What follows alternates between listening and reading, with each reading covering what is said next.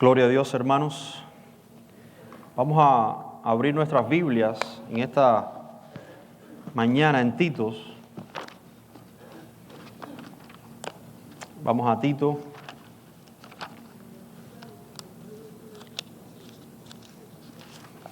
Tito capítulo 1. Vamos a estar leyendo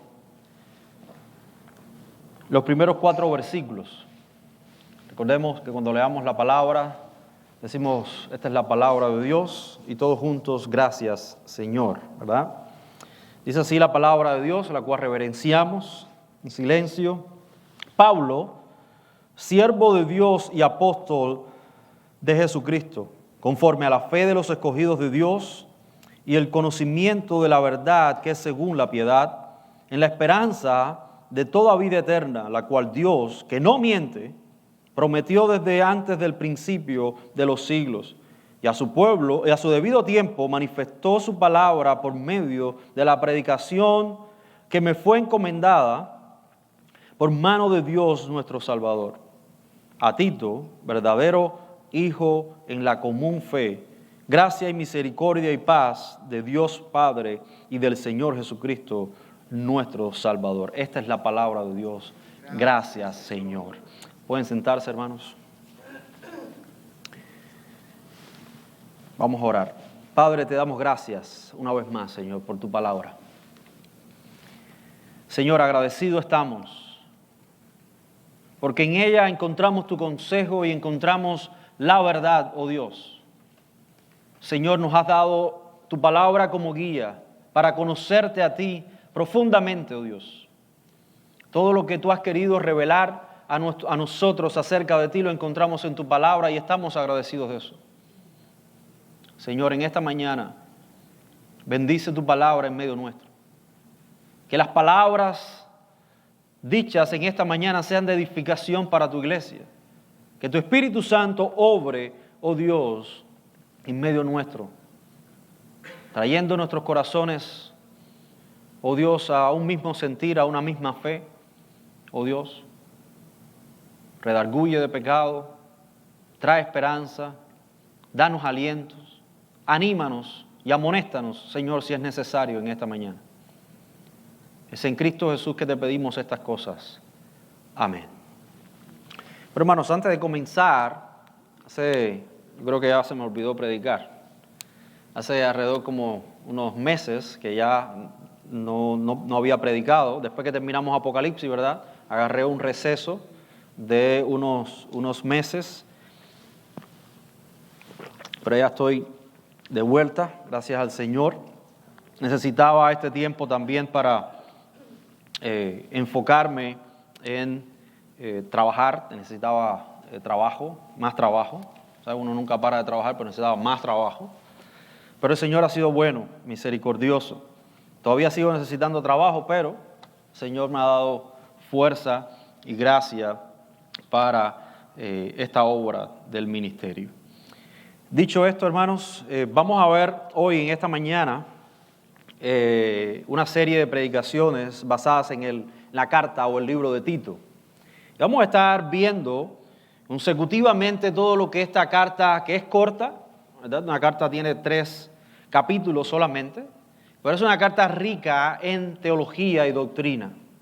Muy rica en teología y doctrina. Por eso creo que es pertinente que nos sumerjamos en las palabras del apóstol Pablo al joven Tito. Se considera que es uno de los jóvenes, ¿verdad?, que él tuvo la posibilidad de no solo predicarle el evangelio, sino también discipularlo. Encontramos a Tito casi en todas las misiones que Pablo hizo. Y es importante, hermanos, también que nosotros entendamos que debemos predicar esta carta por varias razones. Porque está en la palabra de Dios en primer lugar, ¿verdad? Y en segundo lugar, porque lo hacemos, o la predicación que tenemos en esta iglesia es una predicación expositiva. Y como es positiva, queremos decir precisamente que utilizamos un libro de las Escrituras y tratamos de predicarlo completo, desde el principio hasta el fin. predicación expositiva consecutiva, ¿verdad? También por la necesidad que nos encontramos hoy de tener una correcta eclesiología. Muchas veces estamos en las iglesias o somos miembros de las iglesias por mucho tiempo y nunca nos planteamos la pregunta de ¿lo que hacemos como iglesia es correcto, es bíblico? ¿Verdad? O las cosas, los ministerios o todo lo que el funcionamiento de la iglesia es bíblico.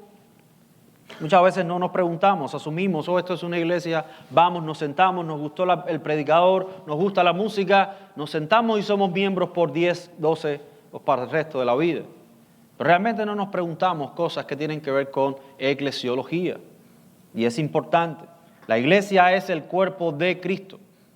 Por ende, la iglesia representa a Cristo en la tierra y actúa acorde a la voluntad de Cristo, que Él es la cabeza, entonces la iglesia es el cuerpo, ¿verdad? No hay tal cosa como un cuerpo que ande separado de la cabeza, ¿verdad? Sino que la cabeza es la que ordena todo el movimiento del cuerpo, y esto lo hacemos en un sentido metafórico, como la palabra también nos enseña. Usa este lenguaje para expresar la idea de la conexión que tiene la iglesia con Cristo. Por eso es importante que a partir de hoy tengamos esta serie de predicaciones basadas en esta carta que es corta, pero como ya les dije, bien importante y concisa en doctrina y teología. Ayer hablaba con hermano Robinson y le decía que esta carta parece que es fácil de predicar, de entender, pero en realidad pareciera que cada frase, cada oración de esta carta involucra una carga teológica muy grande.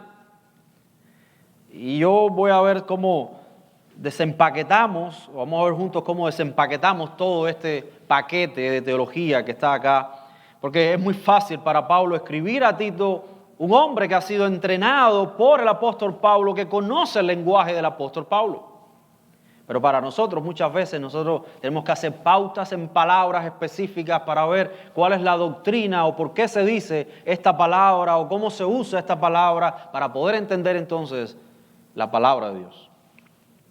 Y eso es lo que vamos a hacer a partir de ahora, de este sermón.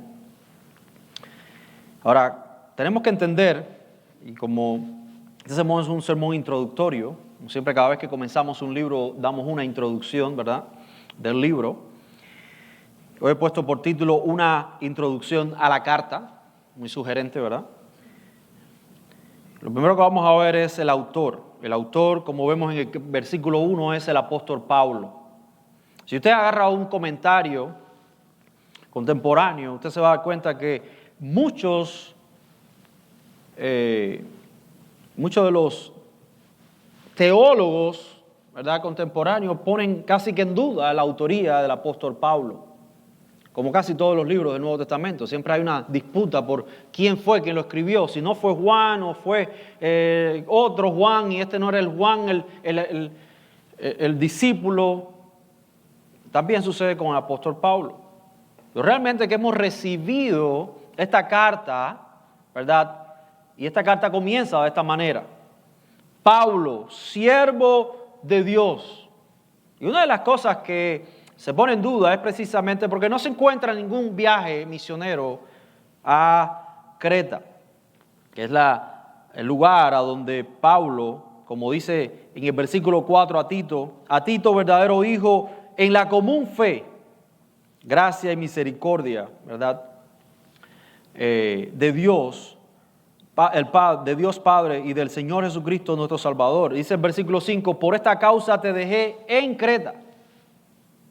La relación de Pablo con Tito en Creta. Y no se encuentra en ninguna parte del Nuevo Testamento donde Pablo haya ido a Creta. Y la forma en que está hablando Pablo acá es como que ya estábamos en Creta y ahora yo te dejé aquí. Sí hay una visita en cuanto al primer encarcelamiento de Pablo a Roma, que pasan, pero no hay ninguna evidencia de que estuvo el tiempo suficiente para predicar el evangelio y establecer una iglesia. Por eso mucha gente dice, no, no puede ser Pablo, tiene que ser un seudónimo. Una persona que se está escondiendo detrás del nombre de Pablo para escribir entonces a los cretenses. Bueno, esto en realidad no tiene mucha basamenta, ni histórica, ni nada. Así que creemos, como hemos recibido el texto y el Espíritu Santo lo ha preservado así, y así lo creemos. Es Pablo escribiendo la carta a Tito, y así la recibimos y así la compartimos, ¿verdad? Entonces, esta es una de las objeciones que tiene esta carta, pero nosotros creemos que es el Señor. Ahora, Creta es una isla al sur de Grecia, y esta iglesia probablemente, porque tampoco tenemos la seguridad completa de que haya sido así, pero sí encontramos algo interesante en las Escrituras con respecto a Creta, a los cretenses. Y eso lo encontramos en Hechos 2:11, donde el discurso de Pedro, ¿verdad? En Hechos 2, acerca del día del Pentecostés, cuando Pedro comienza a predicar el Evangelio y muchos de los que estaban ahí en este lugar eran extranjeros y hablaban diferentes lenguas. Y una de las lenguas en que se estaba hablando era en cretense. Entonces estaban los cretenses ahí, la gente de Creta estaba ahí, y ellos pudieron escuchar el Evangelio y se convirtieron al Señor. Entonces, lo que inferimos por esto es que estos mismos hermanos hayan regresado a sus lugares de origen y hayan predicado el Evangelio en toda la isla. Y, por ende, se formaron ciertos grupos que necesitaban y tenían una gran necesidad. Y esa necesidad es lo que vamos a ver después, en sermones después, con respecto a que estos carecían de pastores. Eran grupos cristianos, eran grupos que se identificaban con Cristo, pero no habían sido organizados. Había un déficit. Dice Pablo en el 5, por esta causa te dejé en Creta para que corrigieses lo deficiente y establecieras ancianos en cada ciudad, así como yo te mandé. Entonces esta es la razón, ¿verdad?, que encontramos aquí, por la cual el apóstol Pablo está dejando a Tito en Creta.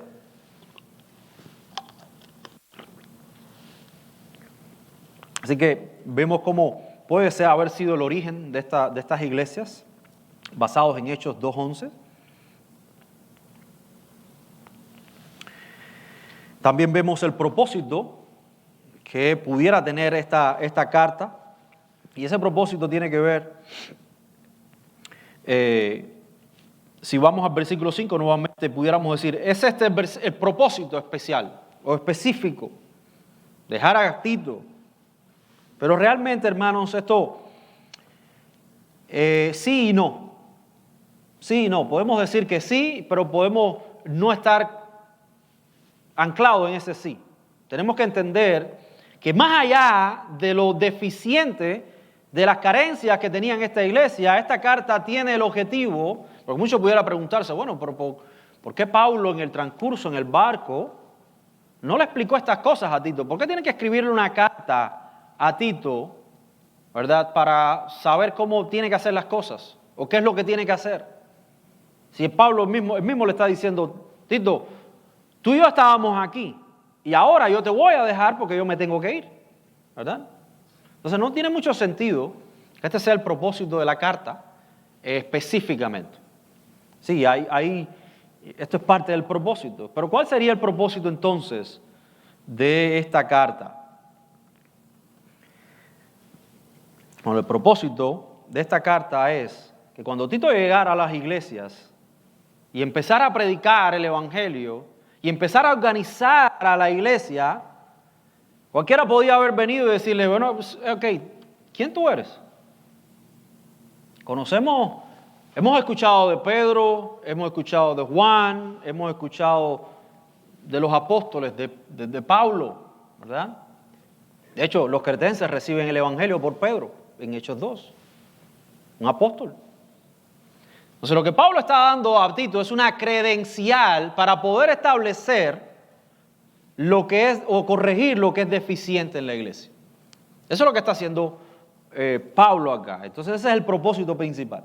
El propósito principal es decirle, darle una credencial a Tito ahora. Mira, tú estás bajo mi autoridad, ¿verdad? La autoridad apostólica. Por eso Pablo se presenta en el versículo 1 como Pablo, siervo de Dios y apóstol de Jesucristo. Como apóstol tenía la autoridad. Y vamos a hablar un poco ahora de esto. Pero la realidad es que nosotros tenemos que entender cuál entonces es el propósito de esta carta.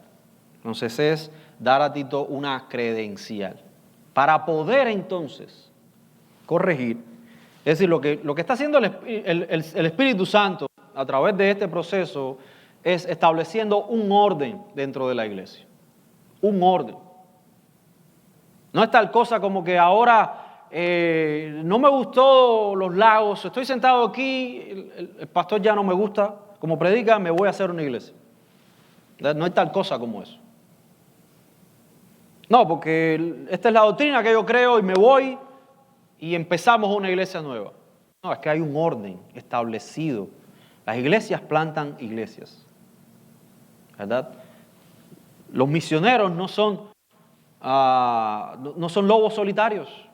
Los misioneros no son gente que dicen, yo siento el llamado a misiones, estoy llamando a Perú y yo quiero irme ahora para el Machu Picchu a predicar el evangelio. No. Uno es miembro de la iglesia, el Señor da los dones en la iglesia y el Señor llama en la iglesia. Y acorde a la iglesia, pues se envía los misioneros o se establecen pastores, ¿verdad? Pero en este caso, todavía la iglesia estaba organizándose. Estamos hablando del primer siglo. La iglesia estaba tomando forma.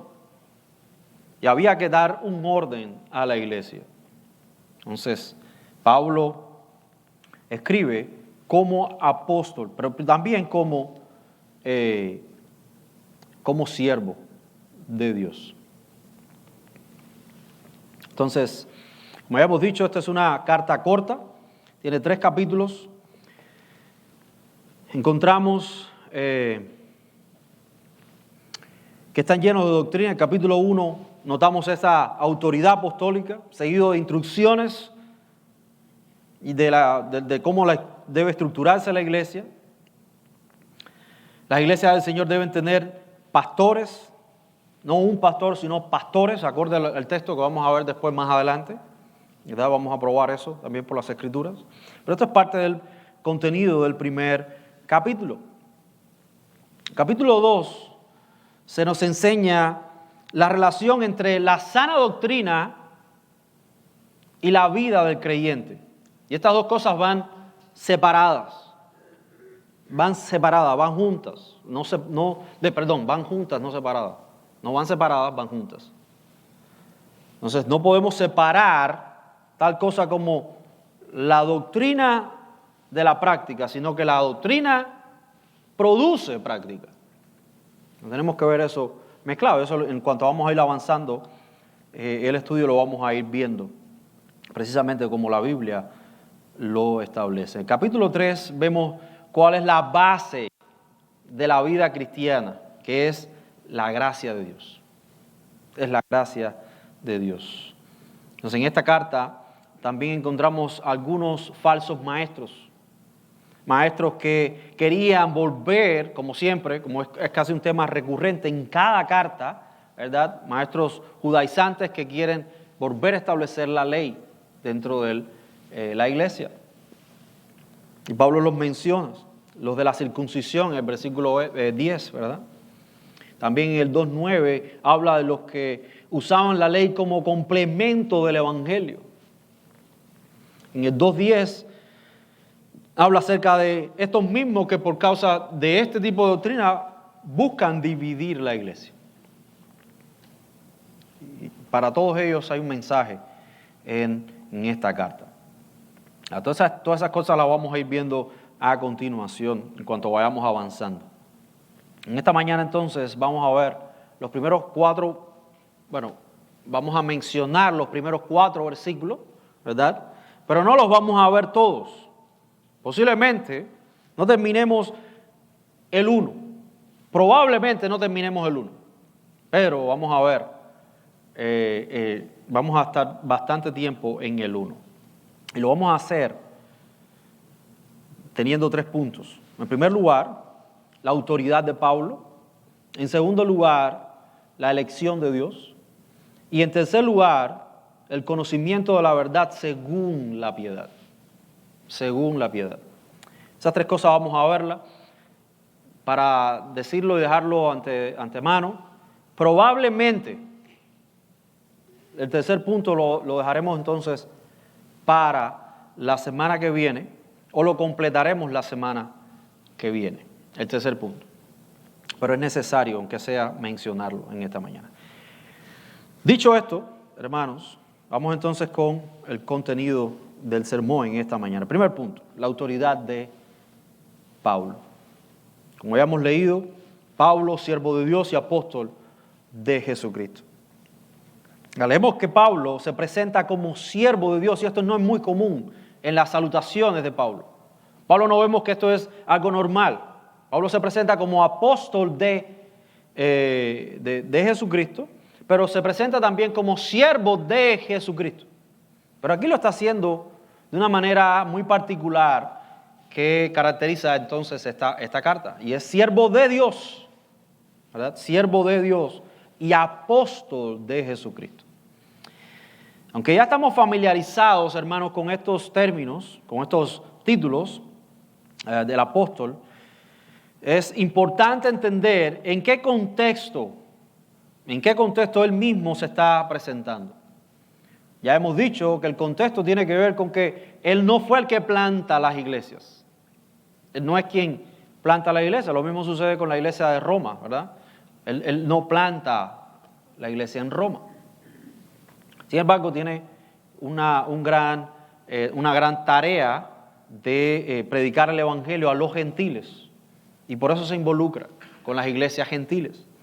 La iglesia romana, ahora en este momento en la isla de Creta.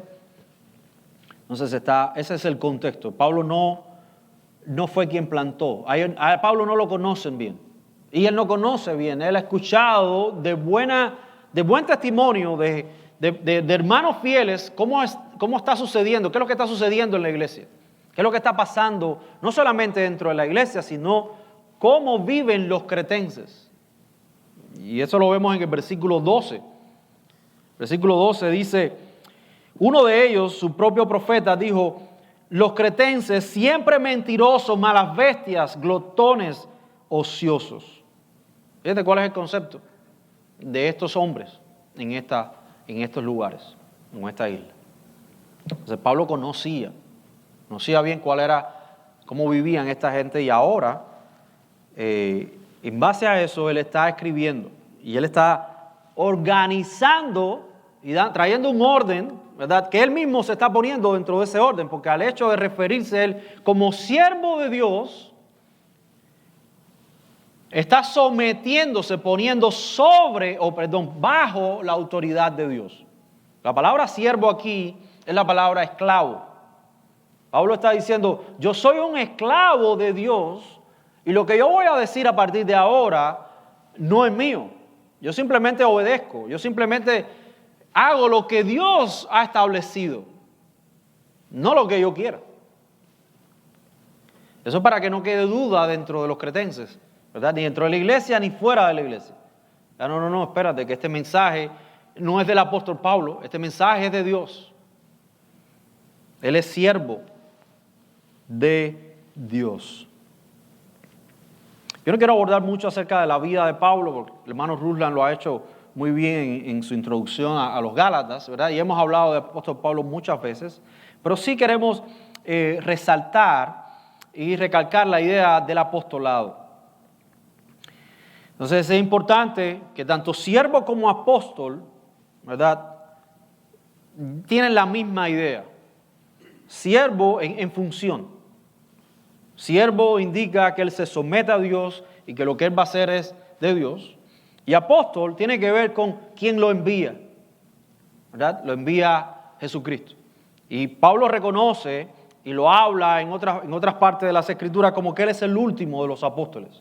Y lo hace en el sentido de que Él ha sido reconocido o enviado por el mismo Señor. Y eso fue lo que vimos en el camino a Damasco en Hechos 9, ¿verdad? Cuando el propio Señor se le aparece y lo comisiona para una tarea específica que es el apostolado a los gentiles.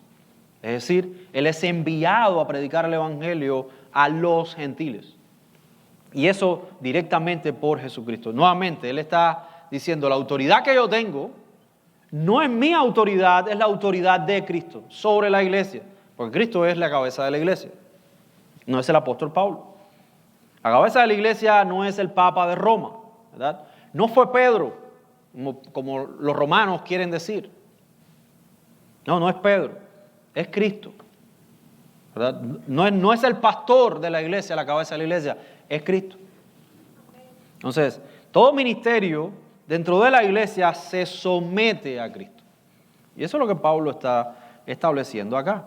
Por ende, también debemos, como modo de comentario, no entender que hoy en día esos apóstoles contemporáneos, ¿verdad?, que se llaman ser apóstoles, tienen ningún tipo de validez. Son falsos apóstoles. Porque se adjudican una autoridad que ellos mismos no tienen. Y lo primero que hacen es denigrar la palabra de Dios. E irse por encima de la palabra de Dios. No, yo recibo revelación directa de Dios, ¿verdad? Entonces lo que hace esa revelación directa de Dios es ir por encima de la palabra. Y eso es en contra de la propia palabra. Porque nosotros creemos en sola escritura. Sola escritura. No hay autoridad fuera de las escrituras. La escritura misma es la representación de la voluntad de Dios, por ende está al mismo nivel que el nombre de Dios. Cuando usted desobedece la escritura, usted peca contra Dios. No solamente porque es un mandato de Dios, sino porque es una ofensa contra Dios directamente. Porque esta es la representación de Dios para nosotros. A Dios no lo podemos ver, pero sí podemos leer su voluntad. Entonces eso es muy importante entenderlo para no confundirlo hoy con muchos de estos miserables que se dicen ser apóstoles y no lo son. Entonces es importante entender el apostolado de Pablo acá en función de la iglesia. Entonces estos títulos representan esa idea, estar bajo autoridad. En otras palabras, Pablo está diciendo que él ha sido ordenado por el mismo Cristo para llevar a cabo esta tarea. Así que nadie puede dudar. Nadie puede decir, no, pero es que yo no creo en lo que dice Pablo. Vamos a hacer lo que nosotros queramos. No, es que Pablo está usando su autoridad apostólica aquí. Y una de las cosas que tiene el apostolado del Nuevo Testamento es esa autoridad. Esa autoridad sobre la iglesia para dirigir la iglesia, para gobernar la iglesia. Ahora, esa autoridad después fue delegada a la iglesia. Nosotros lo vemos después en el transcurso del Nuevo Testamento y en el transcurso del resto de la historia que tenemos hasta hoy, que esa autoridad ha sido delegada sobre la iglesia. No sobre los pastores, ¿verdad?, ni sobre los presidentes de ciertas organizaciones, sino sobre la iglesia. Nosotros como iglesia corporativa tenemos la autoridad de reconocer y levantar pastores, ¿verdad? Reconocerlo, llamarlo al ministerio. Reconocemos los dones. Nosotros no hacemos pastores, ¿verdad? La iglesia no hace pastores, pero la iglesia reconoce el don, lo llama y lo reconoce. Entonces, esa autoridad ya no pertenece a un hombre. Ya no somos nosotros los pastores. Por eso cuando hay alguien con ese llamado, con ese don, los pastores trabajamos con esa persona, ¿verdad? Pero ¿qué hacemos? Lo llevamos después a la iglesia. Y la iglesia es la que determina juntos si ese hombre es apto, ¿me entiendes? Y después entonces se levanta como pastor dentro de la iglesia. Y esa es responsabilidad de la iglesia. Esto es un comentario aparte, volvemos entonces ahora a lo que estamos viendo. Entonces, esta autoridad ha pasado ahora a la iglesia, pero en este momento Pablo está ejerciendo esa autoridad. Entonces, lo siguiente que escribe es acerca de la fe de los escogidos. Pablo, siervo de Dios y apóstol de Jesucristo, conforme a la fe de los escogidos de Dios. Eso es lo que vemos después, consiguientemente con lo que él está diciendo acá. Lo que quiere decir el apóstol es que él fue ordenado por el Señor para llevar a cabo su ministerio a los gentiles, aquellos que son escogidos por Dios, por ende tienen fe. Por ende tienen fe. Los escogidos tienen fe. Y esto es una seguridad en el ministerio propio de Pablo. Pablo no iba a predicar a ver, ¿verdad? Si él podía convencer a alguien, no, él iba a predicar el evangelio en los lugares, a establecer iglesias, sabiendo que Dios tenía pueblo escogido en ese lugar y que ellos iban a responder con fe a la palabra. Esa es la seguridad que tenía Pablo en su ministerio.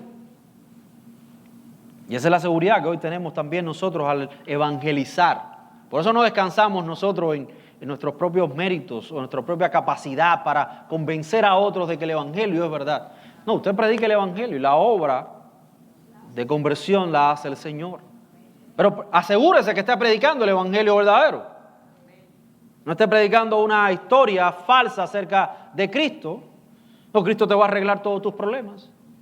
No, venga a Cristo para que te arregle los problemas. Ven a Cristo porque Él es el Salvador y Rey.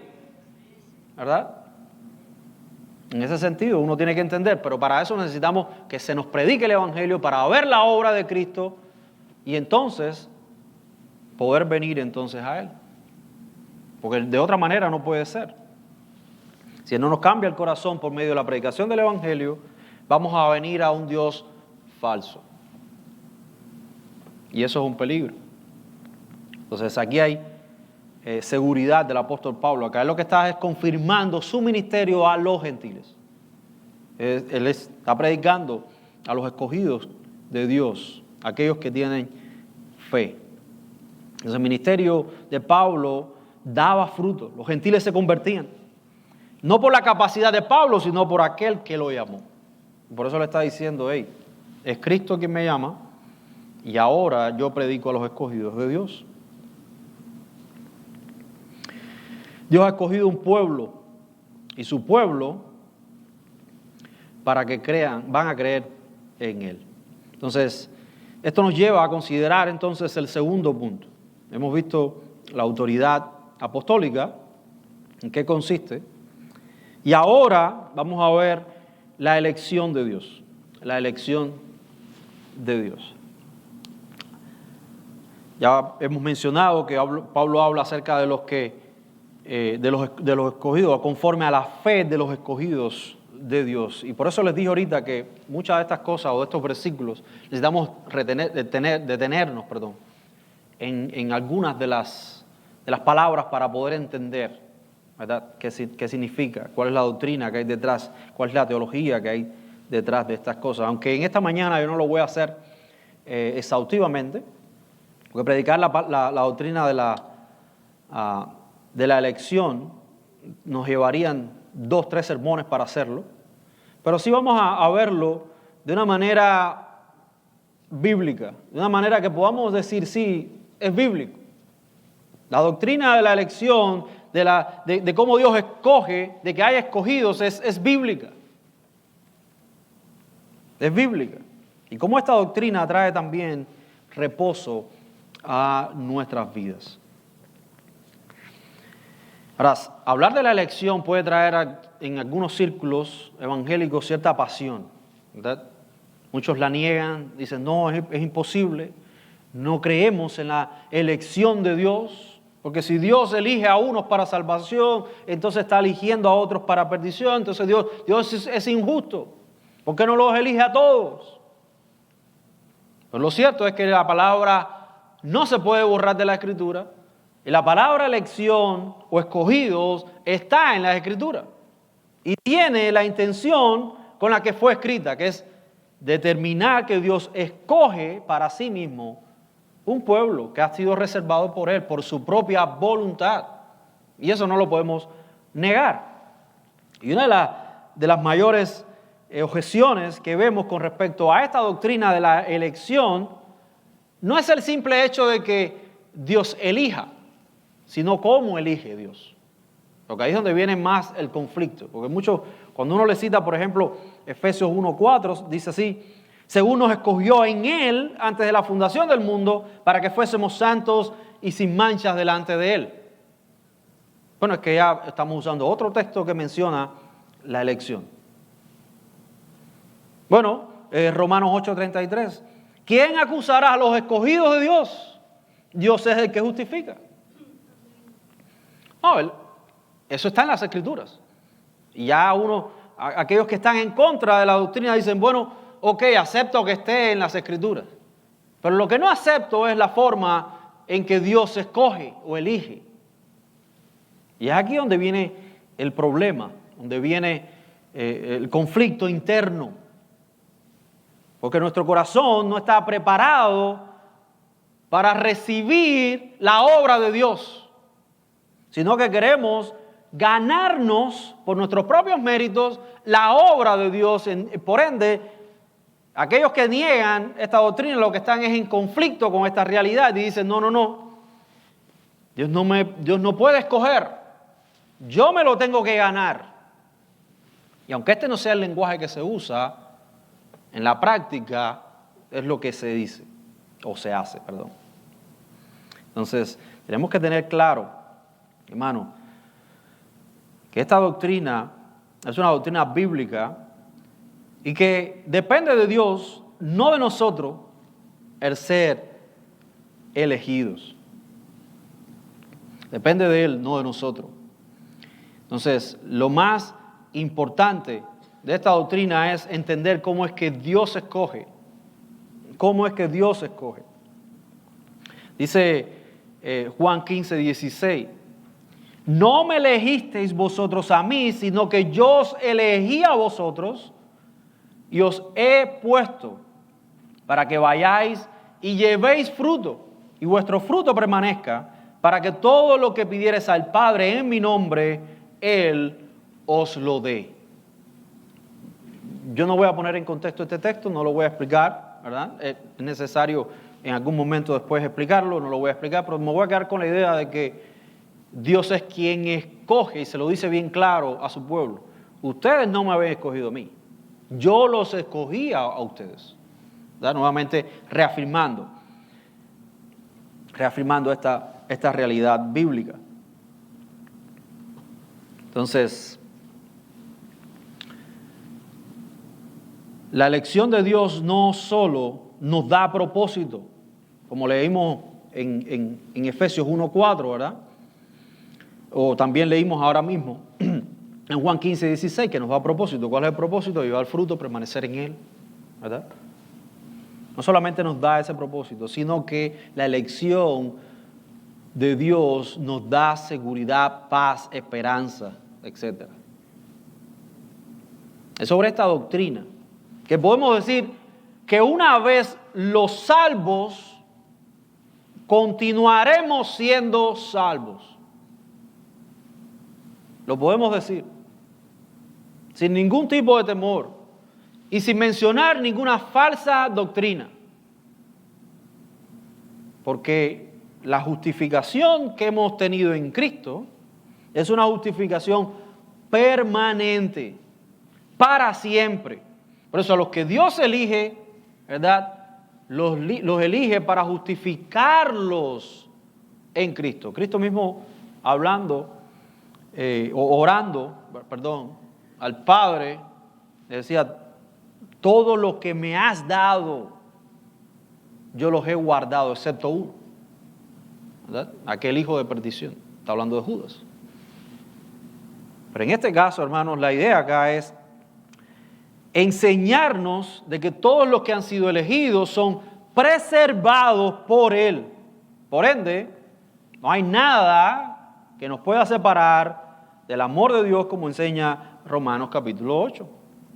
Nada, absolutamente nada hay que nos pueda separar del amor de Él. Entonces, lo primero que hace esta doctrina es despejar nuestra mente del temor de ser rechazados por Dios.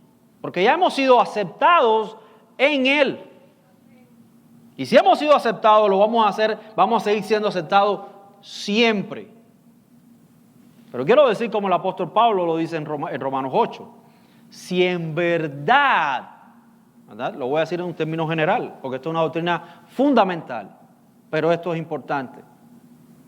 Si en verdad nosotros estamos en la fe, cosa que no depende tampoco de nosotros, ¿verdad? Porque Él es quien nos da la fe para creer. Pero tenemos que decirlo en este sentido. Aquellos que han sido salvados por Él permanecerán siendo salvos por siempre. Y esto no es contrario a lo que la palabra enseña. Nosotros no provocamos esta elección. Y es aquí el punto fundamental.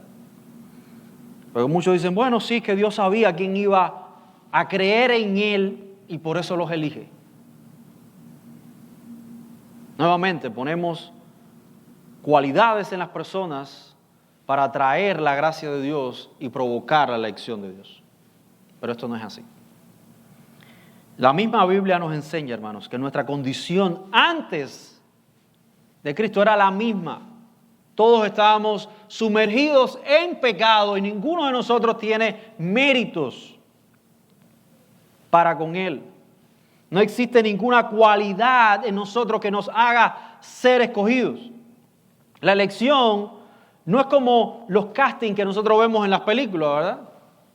El director de películas se sienta, programa una fecha y empieza a hacer un casting para agarrar su protagonista, aquel que va a protagonizar su película. Y por ahí pasan muchas personas. ¿Y a quién escoge el director? Bueno, aquel que actúe, que tenga un talento, mejor talento, que corresponda o esté de acuerdo, tenga las características que estén de acuerdo con el personaje que va a interpretar. Ahora, la elección de este director es en base a las cualidades que tiene esa persona. Pero eso no funciona así con Dios. Con Dios no es que tenemos cualidades y entonces Dios nos escoge. ¿Qué cualidades teníamos? Bueno, es que yo iba a creer en Él. No, si la Biblia me dice en Romanos capítulo 3 que no hay uno que busque a Dios. No hay uno. Ninguno. Entonces, ninguno de nosotros puede llamar o atraer la gracia de Dios. La gracia de Dios se acerca a nosotros por gracia, por medio de la proclamación del Evangelio de Jesucristo. Que es lo que Pablo va a decir después en el versículo 2 y 3.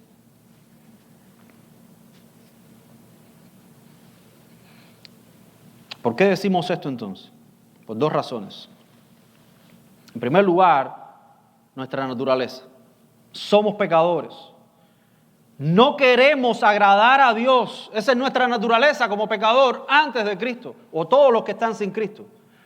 No quieres agradar a Dios voluntariamente. No lo quieres hacer. ¿Te agrada más tu pecado que someterte a Cristo? ¿Amas más tu pecado que venir y creer en Cristo? Esa es la realidad de la naturaleza del hombre. No quiere venir a Cristo. Todo hombre nacido en este mundo es pecador. Ese es nuestro calificativo. Por ende, ninguno de nosotros merece ninguna bendición o misericordia de Dios. Ninguno. Todos estamos bajo la misma condición. No hay ventaja de unos sobre los otros. No hay ventaja. No, pero es que fulano sí, Dios lo va a salvar porque ese era mejor que yo. No, hay gente que una ve y tiene más cualidades que otros. Eso es parte de la gracia común de Dios. Eso es misericordia pura de Dios para vivir en este mundo. Porque si Dios nos dejara vivir en nuestras propias pasiones y deseos realmente desatados, este mundo sería un mundo en caos totalmente.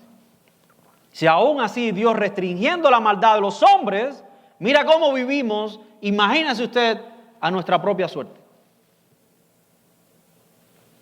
Y por eso Dios preserva cierta moralidad en ciertos hombres para poder vivir en este mundo. Pero la condición, esa moralidad no alcanza a nadie para salvar, ni alcanza a nadie para traer la voluntad de Dios. Conocemos gente muy buena en este mundo que ha muerto sin Cristo. ¿Y cuál es su esperanza? El lago de fuego.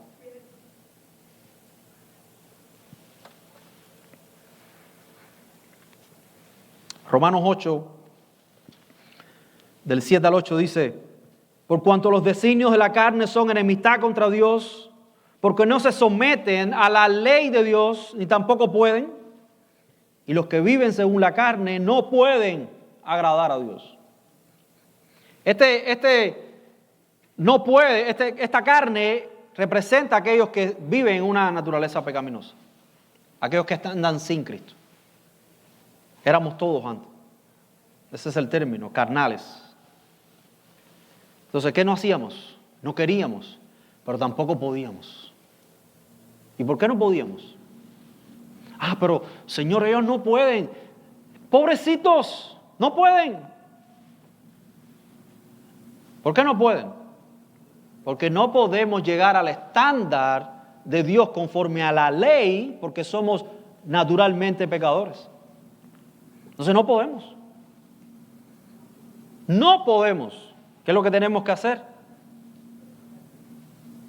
para ser salvos? Creer en Cristo. Eso es lo que tenemos que hacer. En segundo lugar, porque somos pecadores, tampoco podemos agradar a Dios. Y eso tiene que ver con lo anterior.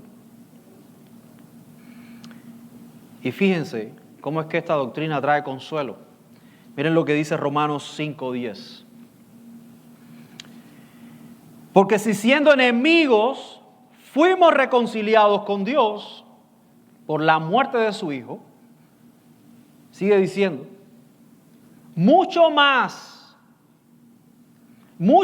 estando reconciliados, ¿qué seremos? Salvos ¿por quién? Por su vida.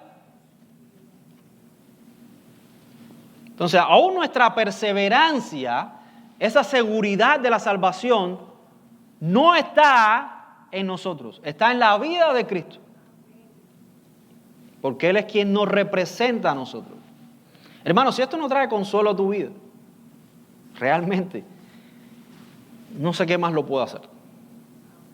Yo sé que esto es una frase que muchas veces repetimos, pero es la realidad.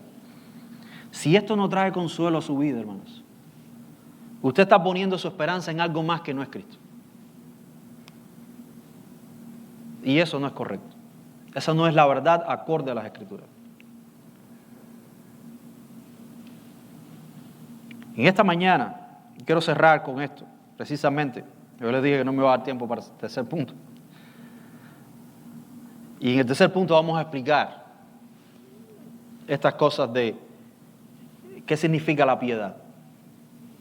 Y es una palabra que nos va a explotar la cabeza la piedad. Pero es necesario hablarlo. Pero quiero dejarlo con esto. En primer lugar, Dios es quien ordena y ministra a su pueblo. Debemos estar confiados cuando es la palabra de Dios la que gobierna en su iglesia y no los hombres con sus propios deseos. Y en segundo lugar, con respecto a la elección de Dios es un consuelo para nuestra lucha contra el pecado, no para nuestro pecado. No es un consuelo para nuestro pecado, es un consuelo para nuestra lucha contra el pecado.